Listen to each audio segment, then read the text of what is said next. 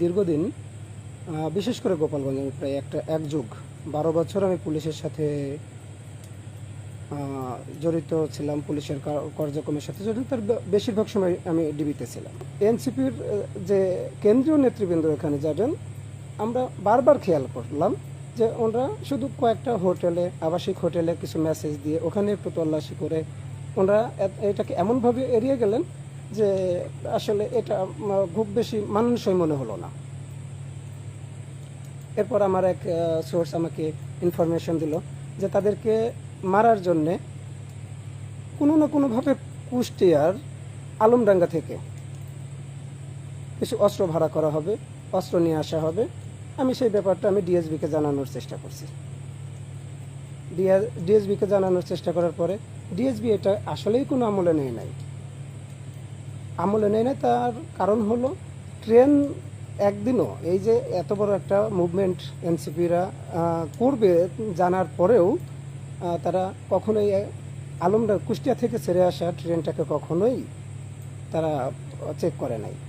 এবং এই ঢাকা থেকে ছাত্রলীগের বেশ কয়েকজন নেতা গোপালগঞ্জে অবস্থান করছেন।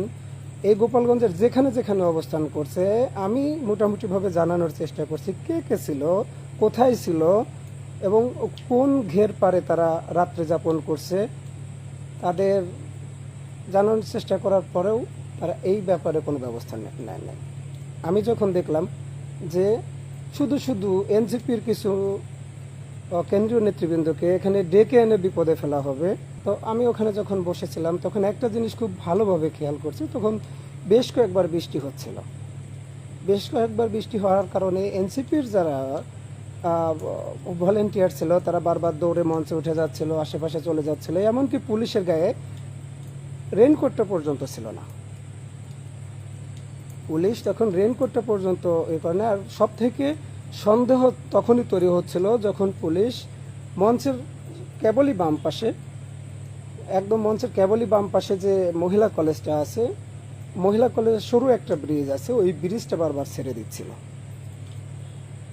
ওই ব্রিজ ছেড়ে দেওয়ার কারণে কি হচ্ছিল যে ওই জায়গাটা বারবার অনিরাপদ হয়ে যাচ্ছিল। আমি পুলিশকে জানানোর চেষ্টা করছি, পুলিশকে বারবার বলার চেষ্টা করছি, কিন্তু ওই অনিরাপদ জায়গাতে নিরস্ত্র অবস্থায়ও শেষ পর্যন্ত 2 জন পুলিশে ছিল না।